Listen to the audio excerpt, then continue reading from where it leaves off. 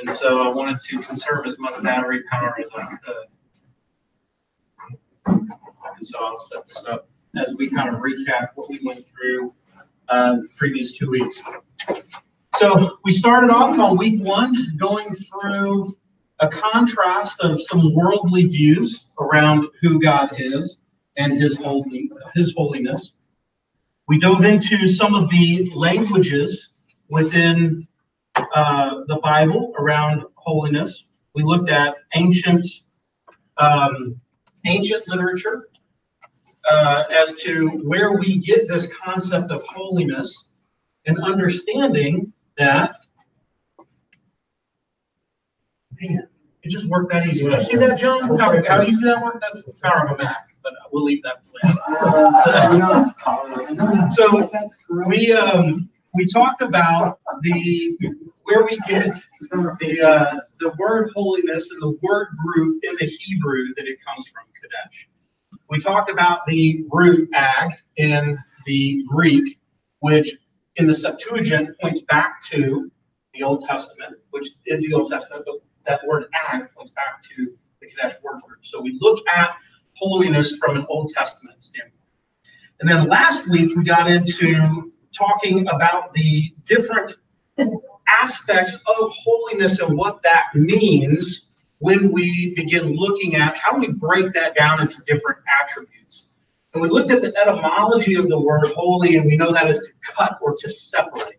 And that God is separate from his creation. In other words, he is the Holy One. And we looked at some of the scholarship on that, just around him being transcendent or the holy other. We talked about his majesty, his will, his wrath, and his righteousness. And so today we want to talk a little bit about the application that gets into his righteousness and his will, and how that begins to what that means for us as his creation. What does that mean for us as being the imago Dei, or image of God? Because when we were created, we were image bearers. And originally, when we were created, we were to have dominion, right? We were to have dominion over the earth as his image bearers to do what? To declare his glory and his holiness. But we know that that didn't happen. When we look at Genesis 3, that didn't happen. What happened? We had the fall, right? And so that dominion was wrestled away from us because we fell. That dominion, that if you think of it as kind of like that scepter, that dominion was given to who is often called Lord of this world, right? Which is Satan. And now we have this establishment of two kingdoms, right? Kingdom of God and the kingdom that is opposed to God. So when we look at that from that pretext and that understanding, and we look through Genesis and we look at the first few chapters of Genesis, and it's so uncanny. We're actually going through this in the class that we're in during the first part, Mosaic, where they're going through and breaking down Genesis into these themes, and you see the creation, you see the fall, you see, for lack of a better word, God hitting the reset button with Noah, and then the establishment of this covenant, this establishment of this people through Abraham, through Isaac, through Jacob, and the establishment of Israel. And that's kind of where we're going to pick up today and look at this concept of holiness, right?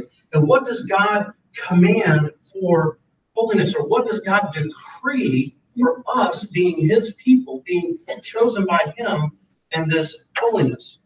And so first, if you would turn in your Bible to Leviticus 20.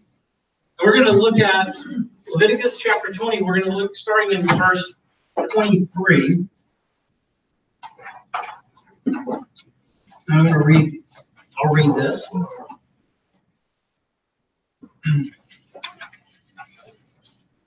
In this passage, what we're looking at is Israel is to be set apart. They are, when we look at the Old Testament and we look at this thread that goes through almost the entire Old Testament, it is this people group, or this remnant, that is to be set apart from all others. well, we'll just read what it says here in the Bible. That's the best source to go to. It says, and you shall not walk in the customs of the nations that I am driving out before you. For they did all these things, and therefore I detested them. But I have said to you, you shall inherit their land, and I will give it to you to possess, a land flowing with milk and honey. I am the Lord your God, who has separated you from the peoples. You shall therefore separate the clean beast from the unclean, and the unclean bird from the clean. You shall not make yourselves detestable by beast or by bird or by anything with which the ground crawls, which I have set apart for you to hold unclean. You shall be holy to me, for I, the Lord, am holy and have separated you from the peoples, that you should be mine. And one of the things that we talked about last week also was how serious God is about his holiness. How his holiness is, part of that component is his majesty, him on the throne, his sovereignty above all things. And we talked about how when, they had the ark and they were moving the ark, first it was being moved by an ox, which it was, somebody brought up a really good point here. I think it might have been you, Les. If not, I'm going to give you credit for it. The ark was never meant to be carried by an ox. One of you really bright individuals brought that point up last week. And so it was being moved by ox and cart, and when the ox stumbled, Uzzah reaches out and he touches it, right? And he's dead. He's God's wrath. He's dead right there. And this is not a wrath that came out as in like a human emotion. It's in response to God's holiness and the proper position of God's holiness to his creation. And so when we look at this passage here, and we ask, okay, well, God is commanding Israel now to be separate and to be holy unto God. Well, how serious is he about that? Well, I love this passage here because God puts neat little bookends right around that passage. So we started reading in 23. Go back up and look at verse 22. Before he gives his command, he leads with a statement of, you shall therefore keep all my statutes and all my rules and do them, that the land where I am bringing you to live may not vomit you out. It's a very colorful description of the requirement for being holy, being separate, and following God. Right? How about the other bookend? If we read on after 26, you have this sentence there that gets real specific. It's real, it's right there at the end, and it almost doesn't seem to fit, but it's a bookend to this verse, and it says, a man or a woman who is a medium or a necromancer shall surely be put to death. They shall be stoned with stones, their blood shall be upon them.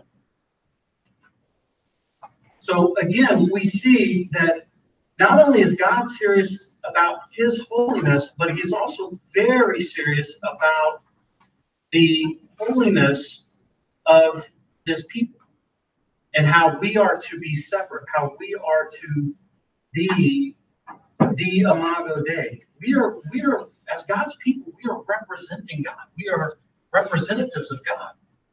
In Corinthians, where it says that our new identity, or what our identity is 2 Corinthians 5, I think it's beginning in verse 17, where he says, you are a new creation and you are an ambassador. What is an ambassador? An ambassador is a representative, one that has a message. So we are God's messenger. We are his ambassador. He takes that very serious, because if we are not representing God's holiness properly, then that's just wrong, right? I mean, there's no flowery words to put it. It's just wrong. There's not even negotiation, all right? So we're going to talk a little bit more, because we discussed how when we look at holiness and this concept of separateness, We look at the Old Testament. That's where this concept was really established. And in looking at the some of the old literature, much of this concept of holiness has come from the Old Testament into even the other worldviews. If y'all remember from that first class, talked about how in Greek ancient literature, there's really not this concept of holiness until you get to the Septuagint. Okay? And so let's talk a little bit about that. We don't need to read all these verses. It's going to kind of be rapid fire, but I'll pause just long enough to kind of go through some examples here. So how were the Israelites commanded to be separate? Well, you have things like how to handle clean and unclean animals, right?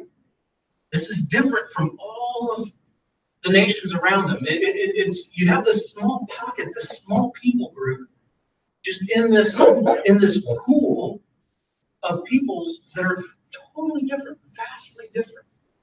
You know, if you were to represent it by a dot, like if you took a blue dot and then said, okay, here's Israel, and you looked at all the people groups around them, you fill it up with all these dots that look totally different from this people group. They had kings, they had different systems of government. They had multiple gods. They didn't have this idea of a sacrifice in the way that Israel did. Okay? You had, and as far as, you know, these types of laws that the Levite, that came out of Leviticus that the Israelites had to adhere to, was a completely foreign concept to all of these other nations. How to handle infectious skin diseases. Okay? In other words, how does someone remain inside the camp versus being outside the camp or the town? What did they have to go through to come back in? All right. Even the housing of when somebody was infected with something inside of their dwelling, how to go in and make sure that the dwelling was clean for it to be used again. We see that even like with the subject of mildew. Right? I mean, my goodness, can you imagine if we were like still living under these laws like after Harvey? Right. Chuck, the bookmark at the end of 27, a man and a woman, that must have been a practice among the populations around something. It takes that very seriously. Anybody inquiring of the dead medium, right? Spiritualist, which, you know, different, right? Absolutely. So very different from those practices. Absolutely. Is everybody familiar with what necromancy is? It is about the dead, but specifically what it's doing is people would go and raid tombs and grab body parts of people. They would also use like entrails of animals. It's a form of divination, of being able to look at these body parts to determine some kind of hidden knowledge, the hiddenness of knowledge. And so, yeah, it was a huge practice back then. So they weren't just trying to do like, you know, to former.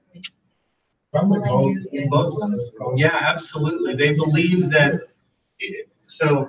These are both 27. Yes. Correct, and specific to the necromancy. And I don't know, maybe Saul. Saul comes to mind right away. Yes. Yeah. But what is the deal? Why did they want with the dead body? Well, they believed that there was power in it.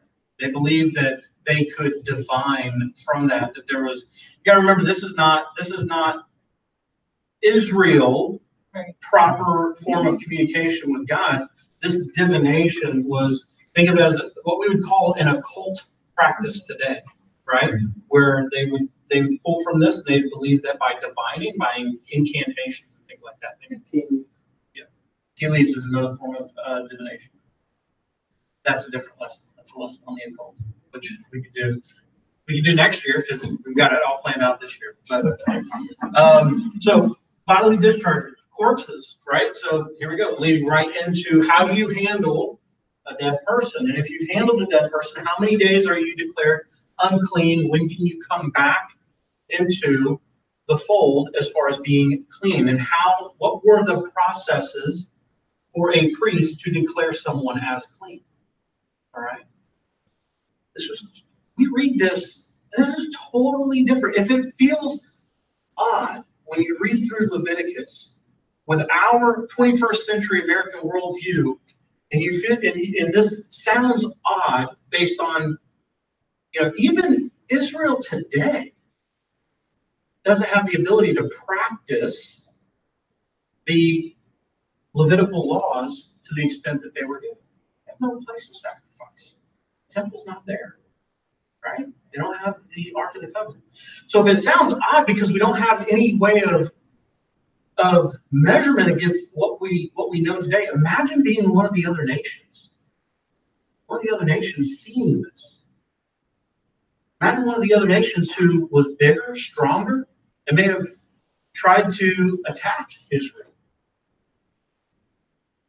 I mean, you look at this in through the accounts in Samuel and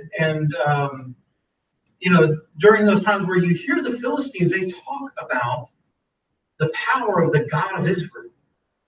Think about when they captured that ark and they found their god Dagon, falling over somewhere. Give it back. Yeah, give it back. Man, get this out of here, right? So when you see that separateness and it looks odd to us, well, buckle up, because that same, not through these practices, but that same expectation of being separate follows into the New Testament. All right?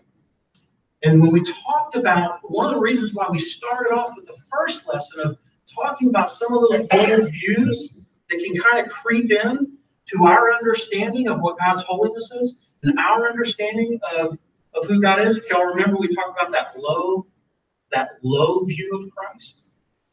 He's like my buddy, those who grew up in the 80s.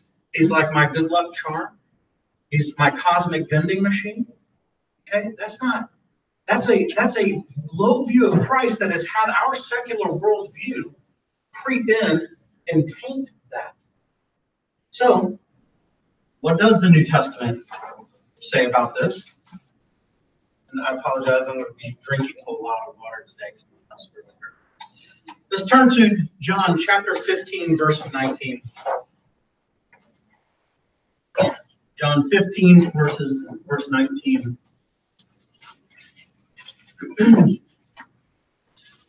In the New Testament, believers are called to distance themselves from the ways and values of the world.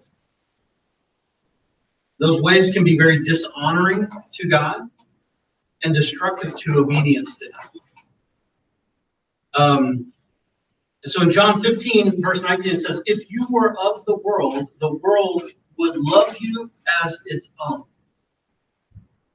And pause there. Let's reflect on that. If you were of the world would love you as its own. Anybody in here seen, it's a documentary, maybe I just watched it this week. It's called The American Gospel, Christ Alone. Buy that. You can get it on Amazon. What it's talking about is the heresy that is being preached throughout the Western world. Talks about, and this may be last class, I get to teach here when I say this, but one of the largest heretics that are preaching this word of faith, prosperity, I know I say that joking, I know everybody here pretty much agrees, is right here in Houston. I mean, so much that he butchers the word. It's a prosperity, a wealth. And when you can go on to shows like Oprah, and Oprah agrees with your theology, yeah, it's very dangerous. Yeah, when your church services can be attended by Hindus and Muslims and they're not offended by your message, that's a problem. That's a big problem. That is not being separate. Okay. I forgot to bring today, but I just happened to look into the religious section of the Houston Chronicle last Sunday. Yes. And they had a list of books that they recommended people to read, Christian books. Mm-hmm. Oh, gosh. I mean, all the heresies that are in there, all the falseness, just in the title, we looked at the title, I need to bring that in so you can see it. I mean, they had like about 20, 30 books, a whole page. Also, I noticed that when I go to New York or anywhere, unbelievers, these family, nice people, but they're not Christian. But they always tell me, when I come to Houston, I want you to take me to that church. It's very attractive. It's very attractive. When you're attracting people say, well, maybe seek is sensitive. I'm not sure about that. But people I know who don't really know God, but they want to go to his church. I just find that interesting. Yeah. Maybe I'm just being too harsh about it. Just get lost and come over here. I get the idea when we hear the word seeker sensitive. Okay, it sounds like a very nice word. That sounds like a word like this with open arms, like come. It's not what that means. That's not what the intention underneath that is. Okay, it's a false doctrine. When Jesus Christ gave his, and I'm going a little off scripture, but when Jesus Christ gave his sermon and he talks about the eating of the flesh and the drinking of his blood, and everybody leaves, was that seeker sensitive? I don't know, it didn't look like it. I mean, he turns to his own phone and says, where do you guys go? Y'all gonna leave? And the way they respond shows their heart. They said, what else is there? Where else are we going to go? You're completely different than everything. See, Jesus did not manifest God's holiness. He was God. He is God. And so when he was here, his holiness was on display for those who came in contact. And there's two reactions that human beings, a fallen human being creation has to God's holiness. There's the kind that we see there with the disciples, and then there's the kind that we see in Revelation where those who see the coming of Christ are begging for the mountains to fall on them, right? And it's the kind that we see also in Isaiah, where when he steps into the throne room in chapter 6, he's like, I am undone. Woe to me. He's like, I'm a man of unclean lips, and I reside among those who have unclean lips. When it talks about he's undone, it means it's the same as being untied. Like every fiber in him is being untied. Because he was looking upon his holiness. He was immediately aware of his sinfulness. And what's beautiful about the Bible, what a lot of people don't realize when they read it, the Bible's not about you. It's not about me. It's about him. That's it. And it's about how do we relate to him? How do we serve him? Because there's just nothing else that's important. Nothing. So I'm glad I made this lesson short today because I can go off on tangents. I learned my lesson from the previous series. All right. Yes, ma'am. I should add a caveat that about the sense in which the Bible's not about us, because there's a sense in which it is about us. That it is New creatures in Christ specifically. correct. But us being that new creature in Christ has absolutely nothing to do with what we've done, right? Oh, sure. It's all about, because we are new creatures in Christ, how we are to completely surrender and understand, unlike this false gospel that's being taught, it's not about how we can somehow manipulate God by saying, God, hey, as a reminder, I brought my family to church. As a reminder, I've been praying. As a reminder, I sent my check in to the guy who has the snake oil. So now you need to bless me. Just bless me. And not You about know? blessing God. It's just And about blessing. yeah, and it's twisting a doctrine. And this doctrine has been there since Genesis, right? That's where the snake started. He said, "Hey, did God really say that?" No, you get on the throne of God. And so, that false doctrine is I lost my thread where I was going, but yeah, it's not about the blessing material. We don't deposit change and then God blesses the material. There is a blessing that comes from obedience, but it's not that. The blessing is that we glorify God. We serve God's kingdom. Okay. I promise we're get back on the holiness. All right. John, You need to hear that, man. John 15:19 following says, so we read the first part. If you were of the world would love you as its own. But because you are not the world, I chose you out of the world. Therefore, the world hates you. Man, that can be uncomfortable sometimes. That could really be uncomfortable sometimes.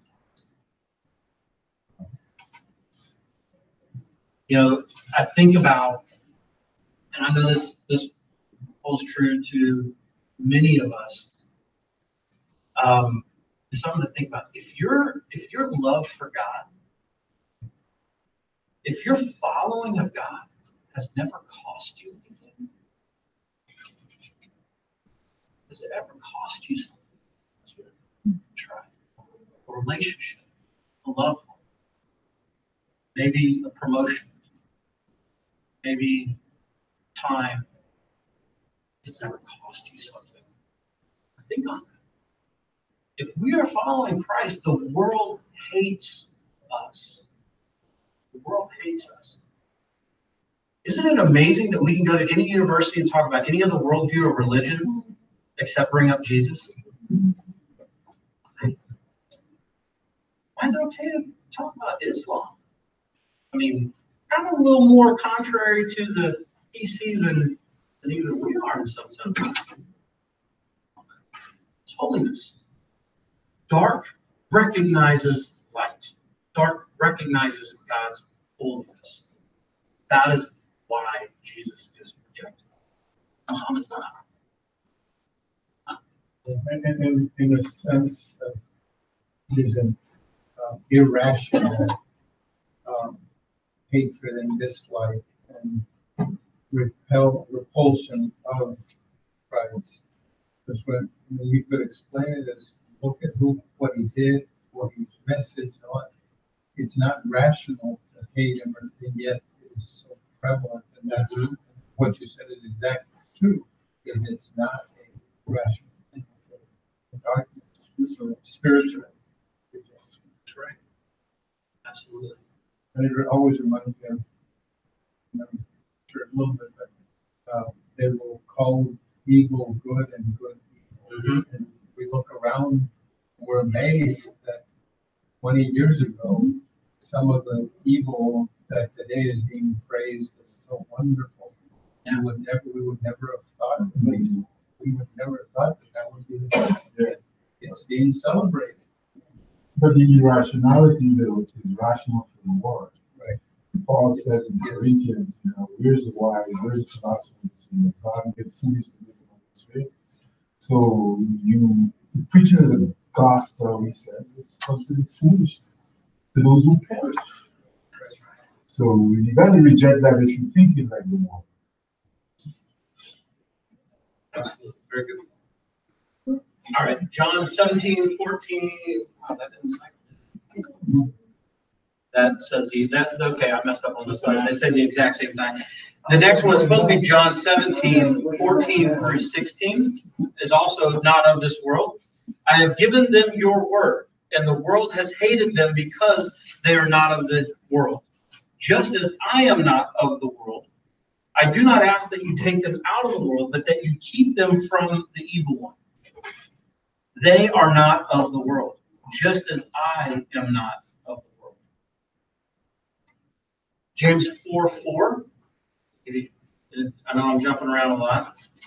James 4:4.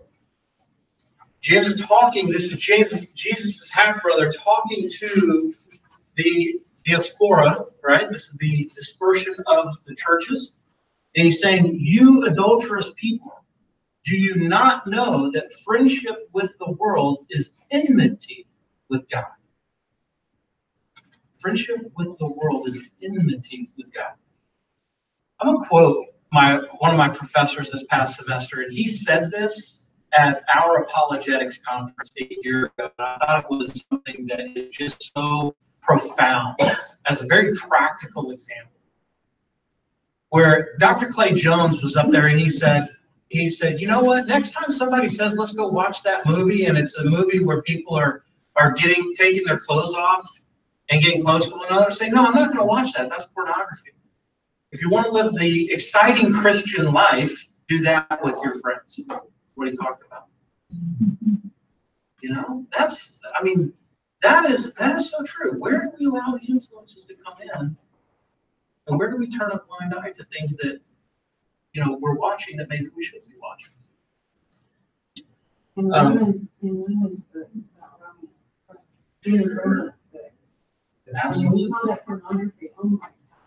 Pornography. Women don't want to hear that. Sure. That's romance, not pornography. Absolutely. Absolutely. You know, it even so much to, you know, Amy and I have sat down and we've watched movies where there's no nudity in it, but the theme of the movie is this romance movie about a married woman finding another young guy and they fall in love and the marriage dissolves. There's no nudity in that. Oh, what a love story.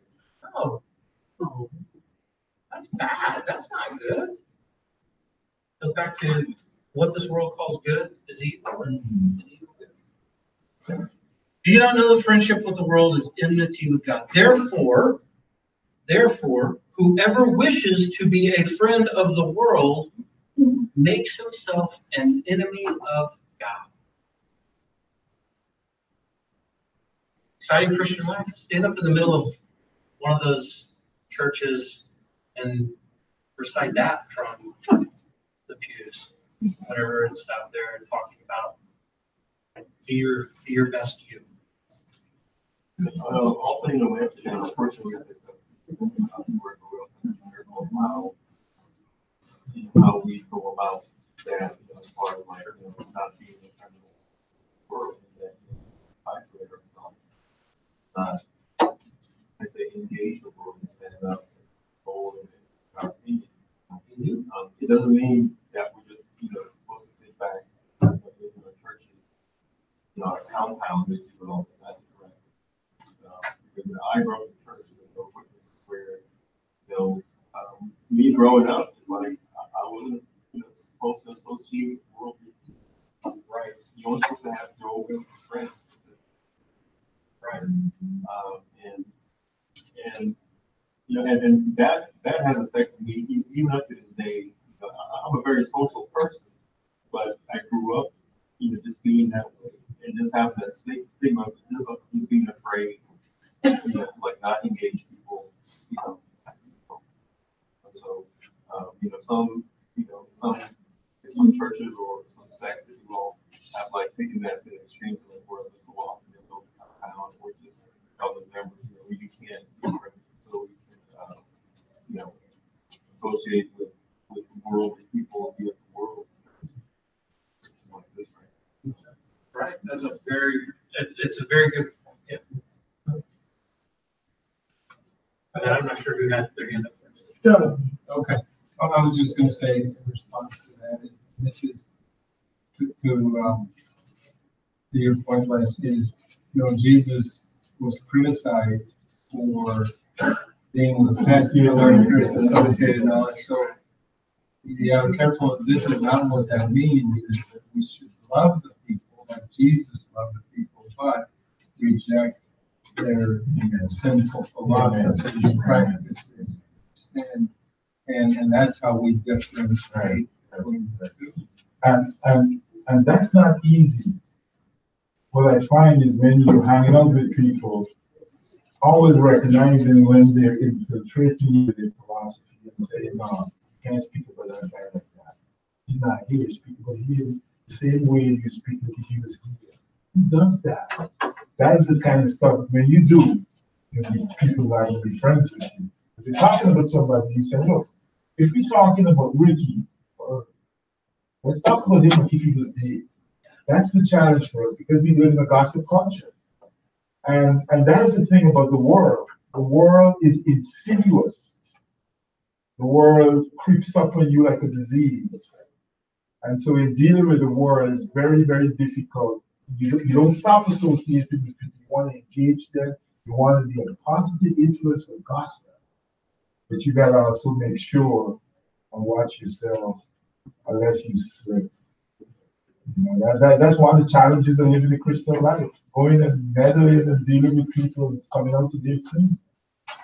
Which is to the practical side of doing that goes into talking about, I think we have a lesson later on about the armor of God. Yes. Yeah. Right? But let's not forget, we're to be salt and light to this world.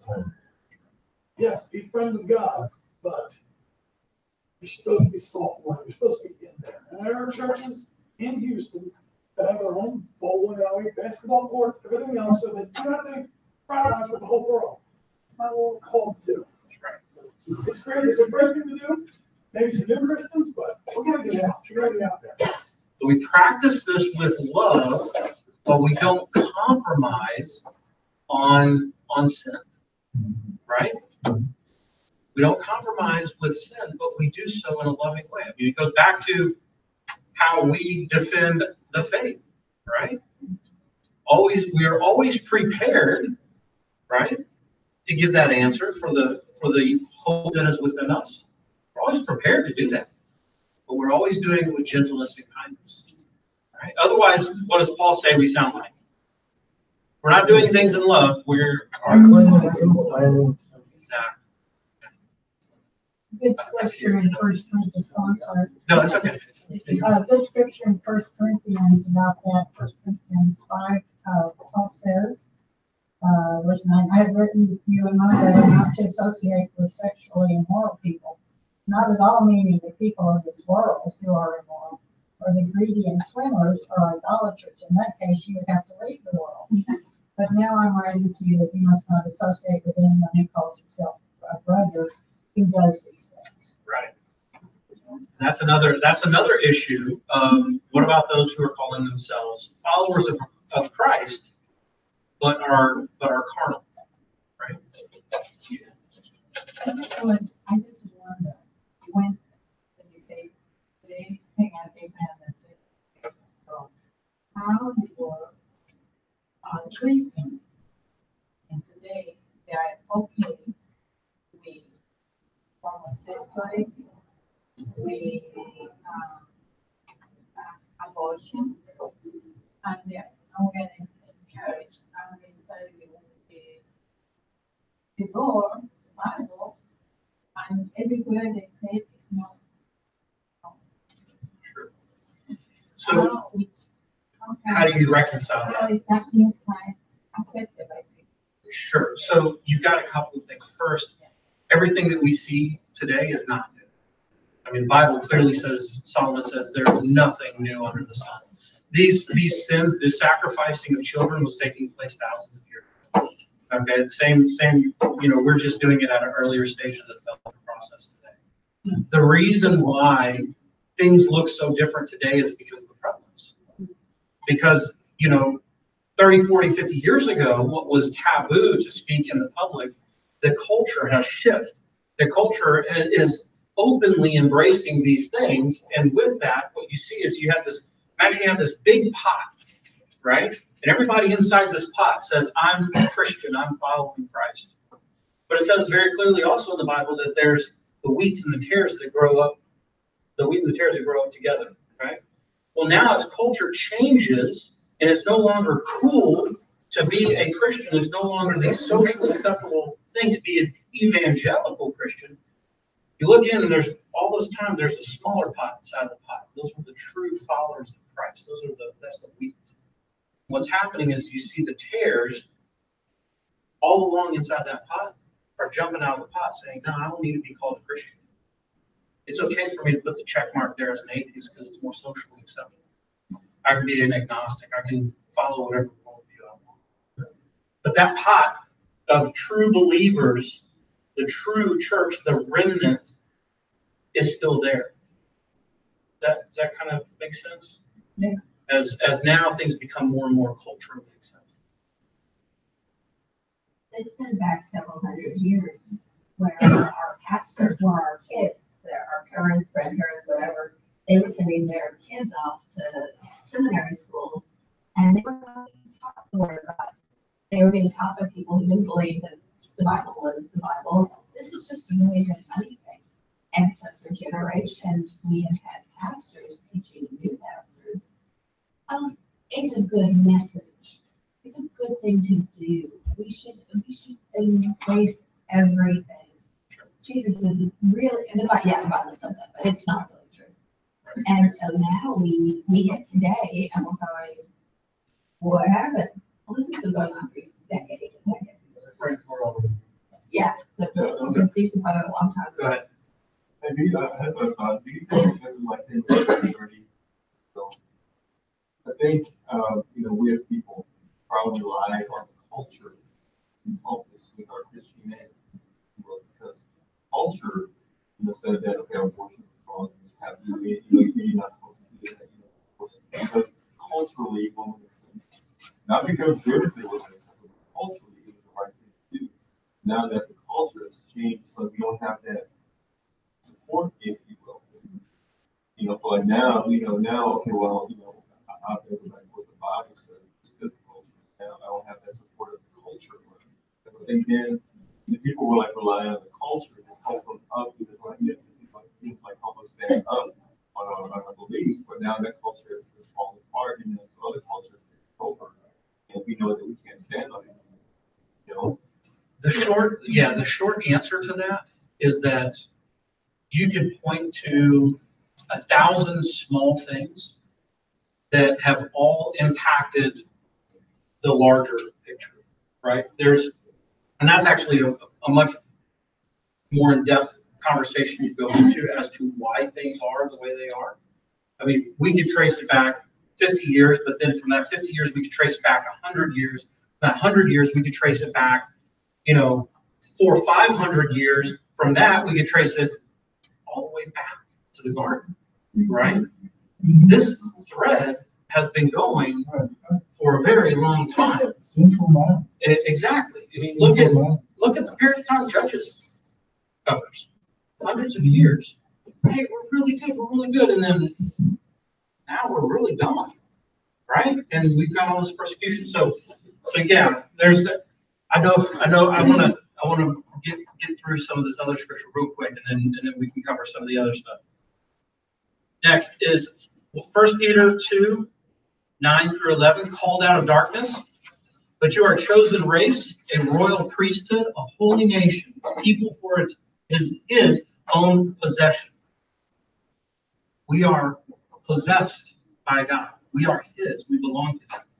That you may proclaim the excellencies of him who called you out of the darkness. We are his Imago Dei, to proclaim his holiness. In his marvelous light, once you were not a people, but now you are God's people. Once you had not received mercy, but now you have received mercy. Beloved, I urge you as sojourners and exiles to abstain from the passions of the flesh, which wage war against your soul. Okay? We are called to abstain from those things, to be that salt and light. All right?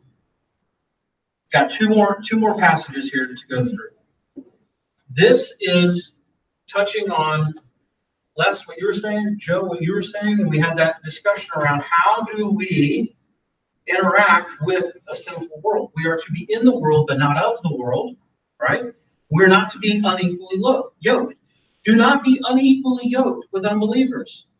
For what partnership has righteousness with lawlessness? Or what fellowship has light with darkness? What accord has Christ with Belial? Or what portion does a believer share with an unbeliever? What agreement has the temple of God with idols? For we are the temple of the living God. As God said, I will make my dwelling among them and walk among them, and I will be their God, and they shall be my people. Therefore, Go out from their midst and be separate from them, says the Lord, and touch no unclean thing, then I will welcome you, and I will be a father to you, and you shall be sons and daughters to me, says the Lord Almighty. Now, when Paul stops and he says, as God said, he's pulling, if you look at that next passage there that's in quotes, he's pulling from Leviticus and Exodus and multiple parts of the Old Testament, bringing this message together. He's not saying go and live in a compound or what we call today kind of the Christian bubble. He's not talking about that. He's just saying, look, before I sit down and ink a contract with you, before we are going to get into something that is binding, where we are going to be yoked together. Business, marriage, okay? We're going to make sure that we are on the same page as to who do you say Jesus Christ is? Who are you following? But not to be unequally yoked, right? Doesn't mean I can't be friends. Doesn't mean that we can't hang out. As long as, like what you said, you don't allow that influence to come in, right? Because by the grace of God, maybe I could influence that person for being that salt. Last verse I want to talk real quick about 2 Timothy 2:19. He knows who are his. But God's firm foundation stands bearing this seal. The Lord knows those who are his. And let everyone who names the name of the Lord depart from iniquity. I forget. Did we finish at 12:15? 12:30. Okay. All right. So that's kind of the application of who we are to be and how we are supposed to be. And it's great. I didn't have to use any text except for the Bible. Right? In defining holiness and trying to understand the theology and the doctrine behind it, I pull from 15 different resources. But when we need to understand who we are to be and how we are to be, all of that instruction is right there in God's Word. Now, because I have 15 minutes, and it came up in a previous class, I just wanted to talk a little bit about, and this brings kind of back the apologetic aspect of this class and kind of a philosophical viewpoint of we may be asked, we may be challenged on right and wrong. We may be challenged on morality. We may be questioned as to, well, your Bible says this, but why? Why should I believe that there is objective morality? Why is it that you look to God as being a standard for morality? And so this leads into what we call the Euthyphro dilemma. We talked about this a few classes ago, just briefly. The Euthyphro dilemma it's found in one of Plato's dialogues with Socrates. And the Euthyphro dilemma is actually addressing originally, in its original context, it's addressing a polytheistic worldview. See, Plato believed, and he had this question of, is something good because the gods will it, or do the gods will it because it's good? And so what atheists have done is they've taken that Euthyphro dilemma and they've put it at Christians, and they said, okay, here's your question. Is something good? And this is the current Euthyphro dilemma as it's worded by guys like, I think Sam Harris used it once, and a couple other well-known atheists. I know Hitchens used it once. It says, is something good because God wills it, or does God will it because something is good?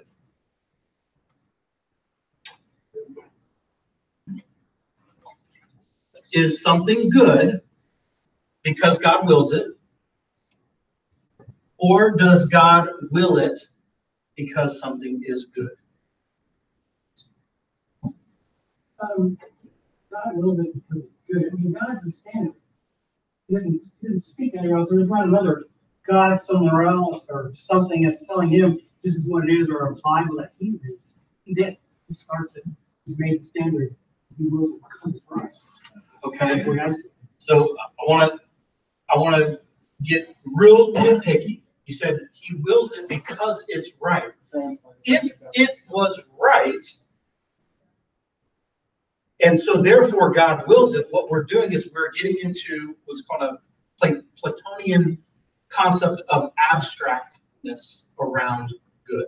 Okay, so in other words, you have this abstract object that's sitting somewhere in the cosmos that is the good, right?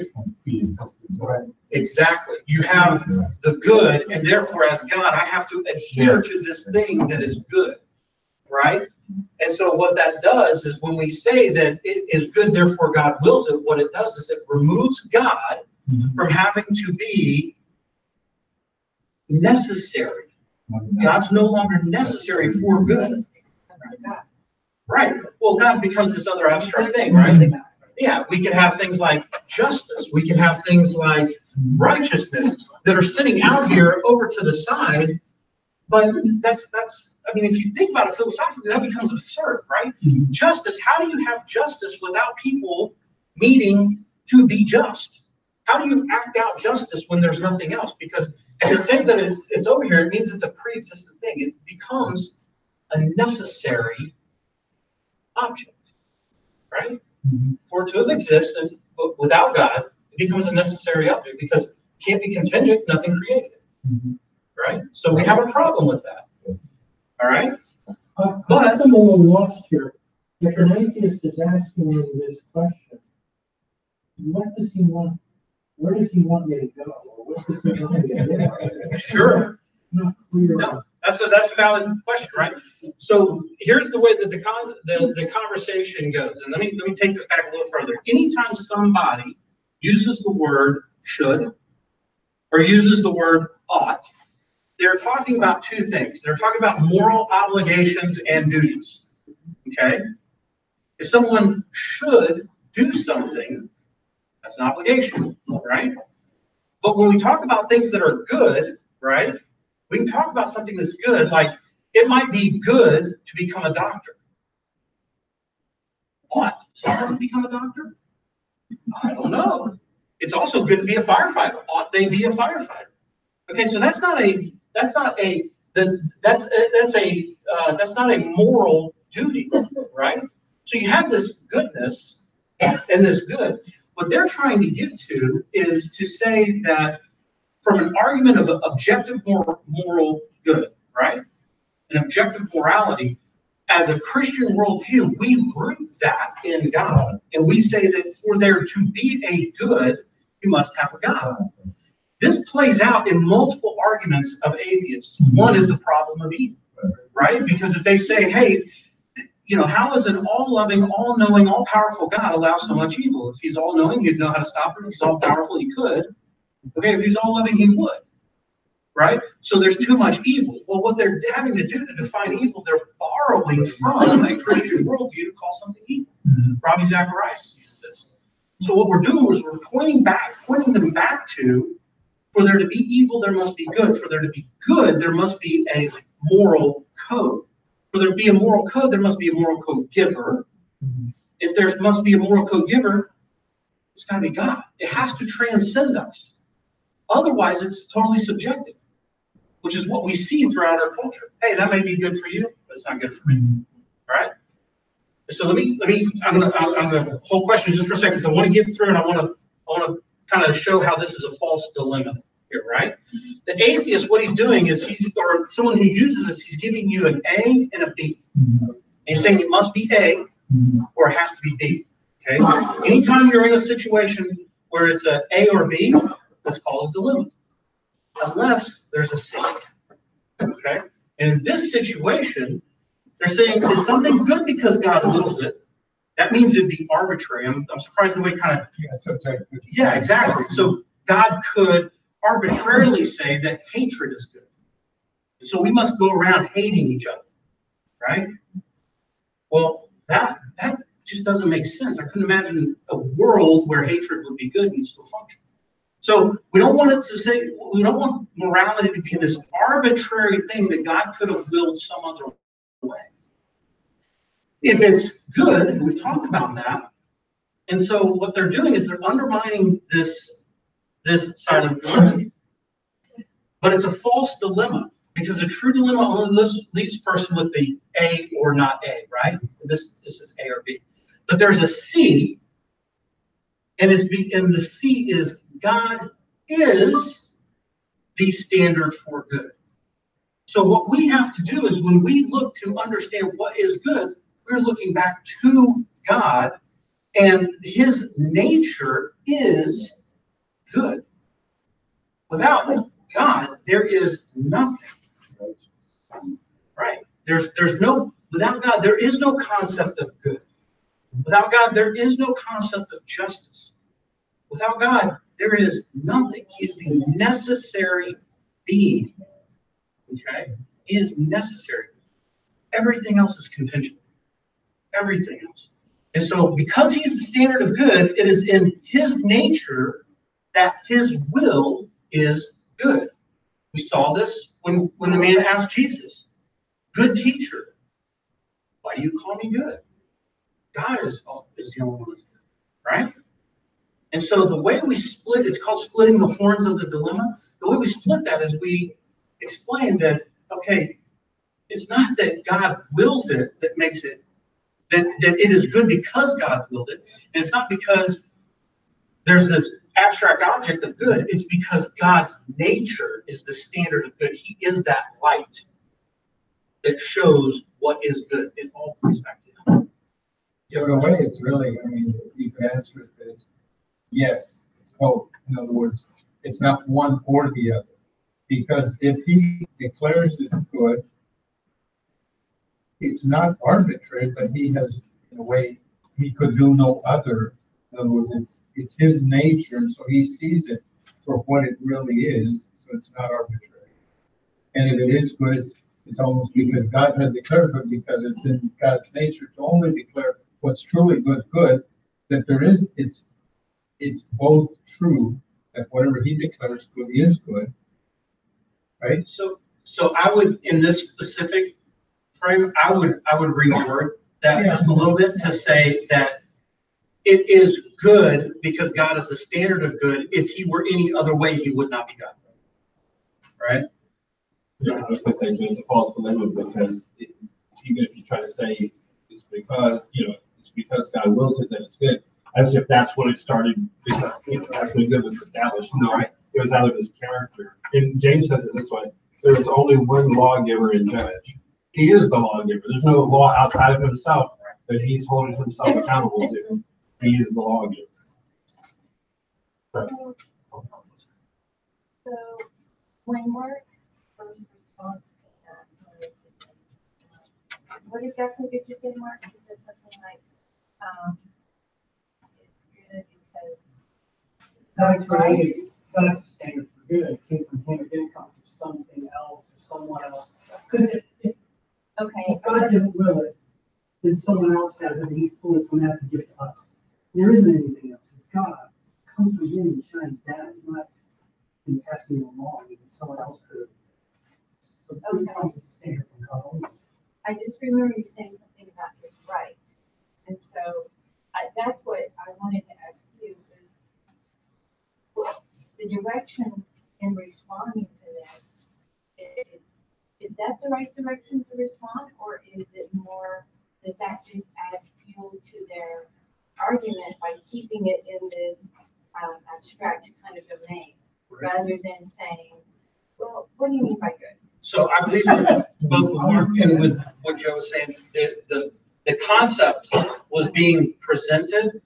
I nitpick on the words because when you get and you're talking to someone who's an atheist, who's versed in using something like this, they are going to pull apart your words and make sure this is a very, very thin line of explanation with atheists. And there's many times where you can explain this. I've seen debates where Dr. Craig has explained this to the nail, and you still have people raising their hand. And you're like, so are you saying that I'm an atheist and I can't be a good person?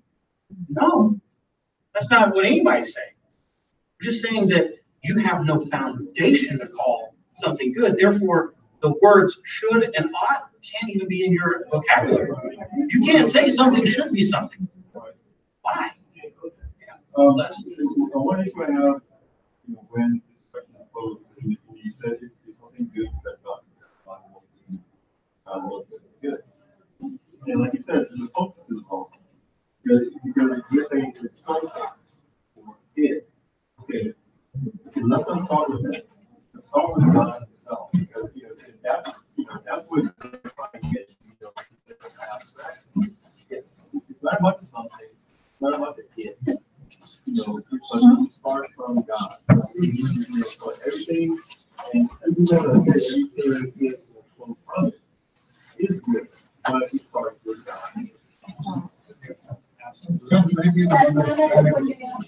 Yes. So don't forget to get your Case for Christ and the workbook in the bookstore. Before next week, Steve would like for you to read chapter 1. And can we get a little syllabus together for when to read what chapters? Oh, it's gonna be a chapter a week, so. So 14 chapters in 10 weeks to teach. So we're going to talk about that. We'll talk about that later. But for next week, at least read the introduction in chapter 1. And sorry, Chuck, I just want people to know, if you don't have it at home and you want to read it for next week, you need to go to the bookstore until 1 o'clock. Okay. Calvary Houston on 528 is holding a Back to Genesis conference this weekend. So, 24th and 25th. Yeah. I just want to let you know about that. I'm gonna hang out if there's any questions. Yeah.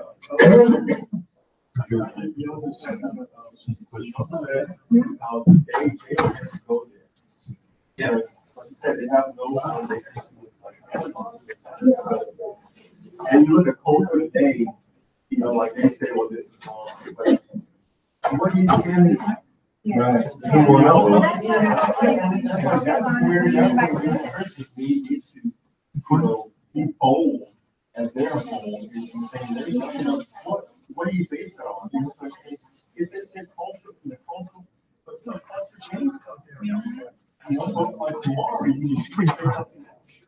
And I think many times people are like this lost or disillusioned are used to it, are because there's nothing to stand on, there's nothing firm, like say that this is right, this is wrong. Sure. So I mean, when they come with that, like, where are you coming from? Absolutely, I'll expand on it, but I don't go. As we wrap up for those who need to go again, if you're a visitor, we would like to see your email. And whoever wants to stay on, thanks, Chuck. Yeah, I can stay for a few minutes for those who want to ask questions, but I know some folks need to run. Go for it. You got a bookstore before it closes. Yeah. So Les, I want to expand a little bit. Wait, Mark, did you have something you wanted to say? Yeah, I was gonna say, I'm big as somebody else, not taking that stance. I'm like, I'm not gonna say God is great, he's good, and this is where I'll come from. Okay, the conversation levels to that. Yeah. I'm gonna be like, why are you good? Where's your standard for good come from? Sure. And where did that come from? Where does that come from? Why are you gonna leave back to God? So, but I wouldn't, this class, you don't put them on the equipment, you kind of ask questions and, then you can get a good conversation with someone that's kind of going that way.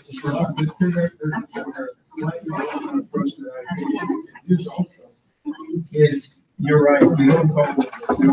You give them a path to retreat with dignity. Yeah. And the way that they used to do it is when they told this, they said, I've heard that argument before. When you hear it, let me explain what the problem is with either answer. And the way you answer it, if you say, in other words, if you say that it's good because God wills it, well, here's the problem with it. If you say, so when you hear that, it's really a false dilemma. In other words, it's not their original argument. They borrowed it from somebody else. asking you to explain it. Explain it and say, oh, okay, now we're getting, oh, I never owned it, right? So in the false dilemma, it's painful, and you give them a chance to retreat without owning that position. This is a very clever argument. You gotta recognize really what the people trying to do.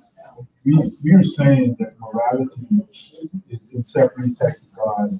You know, we say objective moral standards. God is real. We use that argument. God is real because objective moral standards exist.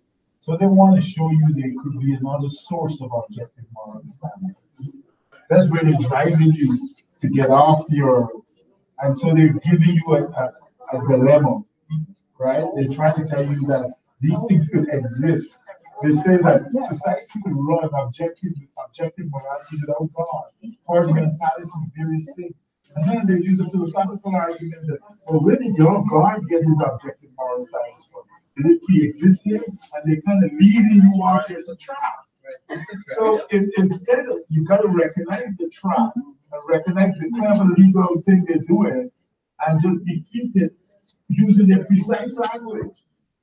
It's not ready to take them somewhere else. You got to really find them on their turf and say, no, I recognize what you're doing here and make the subtle distinction. And that's a really good point. Sam Harris is just infamous for using the objective morality argument. Sam Harris is an atheist, believes in objective moral values, but does not believe that God is necessary for those objective moral values. Now, if you want to hold hands with someone and jump down the rabbit hole, when they make a should or ought claim, ask them, why do you believe that? Why do you believe that it is objectively wrong or X, right? And what that does is it really opens the door for spiritual conversations, right? Because either one of two things have to happen. Either they have to sacrifice so much in the conversation, right? It's kind of like when you take somebody and if they are going to come against objective morality, right? If we were to put it into like a philosophical syllogism, right? It would be like, if moral objectives or objective morality exists, God exists. Objective morality exists. The third premise would be therefore, or the conclusion would be therefore God exists, right? If they're going to object to premise one of objective morality not existing, then what you do is you go and you grab some heinous event from history and you say, okay, so what you're saying is that Hitler was wrong. Or what you're saying is it was okay that Hitler did what he did by attempting genocide against the Jews. And so if he had managed to conquer the world, take over, wipe out everybody who disagreed with him, and believe that the persecution of those who are not of this predominant race, you believe that's okay? If he would have won? You believe that it was wrong for us to go in and tell him no, what he's doing is wrong, and to stop him from doing it? Well, I don't believe that. Well, wait a minute, where do you get that from? How do you come to that conclusion? Well, everybody knows that it's wrong to kill. Well, apparently not everybody, because Nazi Germany did. Mm-hmm. So where do you get that from? Well, social constructs. Oh, it's a social construct. So you're saying that as a society, we come up with our moral values, and if the majority agrees, so what you're saying is we were wrong to violate their social construct of going and talking. Or that the Nazis as a community were right, because now you brought from one person to a community and agreed. Yeah, right? We violated their contract, and who would we say that? So if they are to say that morality is subjective, or even if they were to say that morality is objective, but it's based on social contracts, they'll report it as a social construct, you begin pointing out problems with that, because morality has to transcend. It has to be above man. Otherwise, it's a he said, she said. So basically, the contract thing is the same thing as one group making their own set of morality. Correct. But it's not really objective morality, it's not for everybody. Exactly. We, the three of us, we have our social contract that tomatoes are the greatest vegetable in the world, right? But this group over here says, no, onions are the best, okay? How can I tell them, no, you're wrong, onions are horrible, okay? I can't, because they're social contract methods. The other way that they'll go with this is through evolution. They'll try and say, well, we've evolved, our morality has evolved, that's why we're above animals, so we've just evolved into a greater form of morality. Well, the way that you start pulling up the thread there, say, okay, so we could have evolved to believe that torturing young children for fun is okay. And that would have been all right. Had we evolved, if we're just dancing to our DNA, as Dawkins says, what if a mutation went the wrong way? All of a sudden now, having gladiator stadiums for toddlers was okay. I mean, it's gruesome, it's a horrible thing to think of, but what you're doing is you're laying out there basically the altar where they have to sacrifice their morality. You're opening the door and saying, how much are you willing to give in your own moral beliefs to say something is okay? Because if you don't have a line, you're either going to go down the path of, hey, you're a complete sociopath, or you're going to come back and say, no, there is objective morality. There's no possible world in which having gladiatorial, fights between toddlers would be okay. So, sorry, go ahead, Steve. Just getting back to your, you call it dilemma, I call it conundrum. Sure. Dilemma between two units. Yes. Conundrum between two positions. Sure. So, you gotta go back to the question. The question is, what's the difference? Because we see God is good, good is God. They're inextricably woven together. It's all part of God's character. So what's the difference? Now let them think on what is the difference? And posit that fact. Because that question is nonsensical from our perspective. There is no difference. That's right. So you're asking a question. So what's the difference? What's the difference in two positions? And 90% of the people, if somebody brings this up, they use it for a dilemma.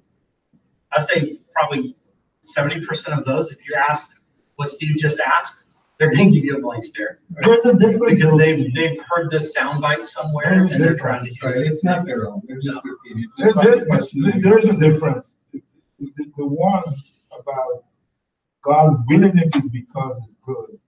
It's trying to make God smaller than he really is. Correct. And these things pre-existed God. My point is they haven't thought that far. Yeah, but they're clever though. They're trying to trap you. See, they're trying to trap the Christians. Now, many Christians will be trapped. But go back to that thing when they say God's relying on something that's outside of him. Like, Yeah. No, that's your position. Right. Mine is that God and God Absolutely. is the same thing. Yes. But also many times, I think, okay, many people, many like non-Christian atheists, etc., they know our position. Okay, once you explain your position, that there's no God. I think that, what is your, if there's no God, what is your position? Well, we're just here. I mean, because if you think about that, really you have no objective morality. I mean, you have to agree on that, right? So there's no objective morality.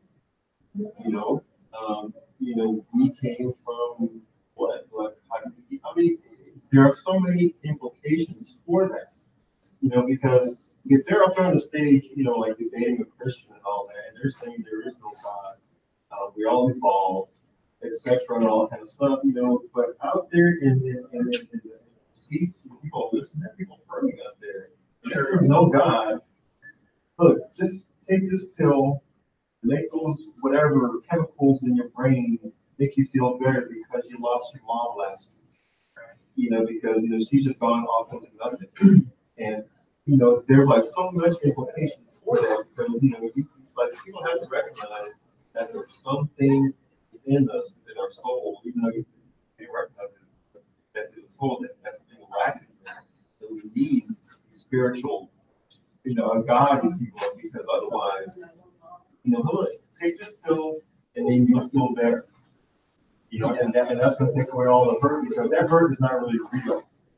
You know, I mean, and that's the whole point. Is like, what's the alternative?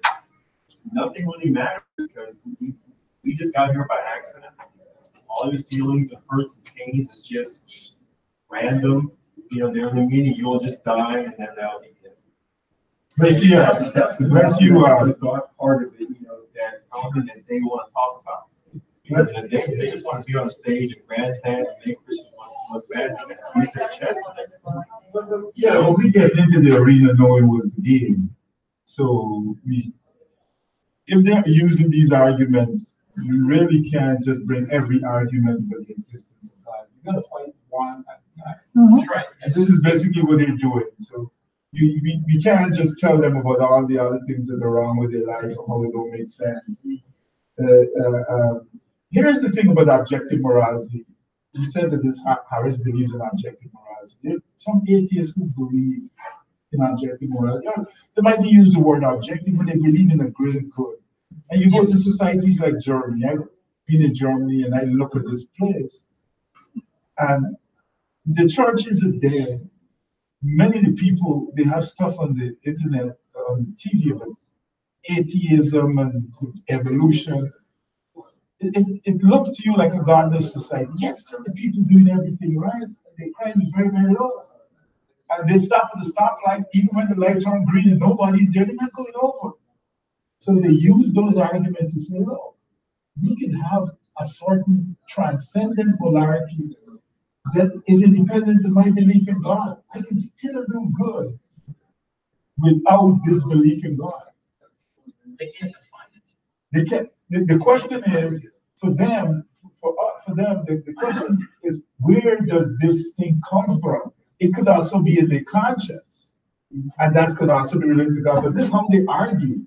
I didn't need God to tell me from a Bible what is right or wrong. Look how we got the society running very, very, very good, very efficiently. And most people don't go to church.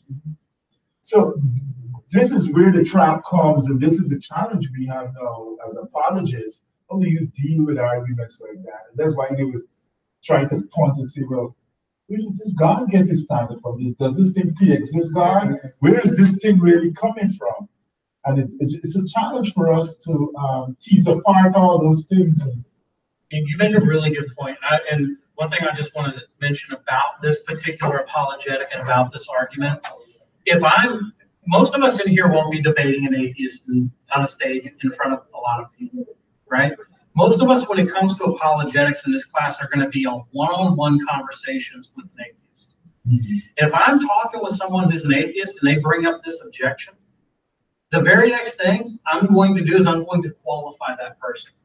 I'm going to qualify that person. Are you a seeker of truth? Or are you a seeker of debate? Yeah. Because if you're just seeking to debate, man, I'm sorry, I'm going to go home and wrestle with my kids. I don't live my life for debate. But if you're seeking truth and you're trying to wrestle with what is true, I'll buy the coffee, let's go eat. Because this right here, you can jump into so many rabbit holes. And when you get into the rabbit holes, it's like trying to jump out of a bottomless pit. Okay, because they will go and, just as you said, they will pull from multiple arguments. The next thing you know, you feel like you're firing buckshot at 1,000 different arguments because they are trying to weasel out of every single one because they recognize that you cannot have objective morality outside of God. And that's a very uncomfortable thing for them. And so they're philosophically, their mind is just spiraling out and they're grasping at straws. And I'm sorry, I don't have time for that because go find an internet chat room. You can spend your life in there debating. The other thing to recognize is that most people that throw these things out there, they themselves have not thought them through or even spent it. And that's where your point of, do you just want to debate or you really want to understand? Go back to your tactics. I think y'all did tactics. All of these things, all of these arguments have to fit into the framework. I mean, no, have to. but it's a good idea. Fit them inside that framework of tactics to ask more questions.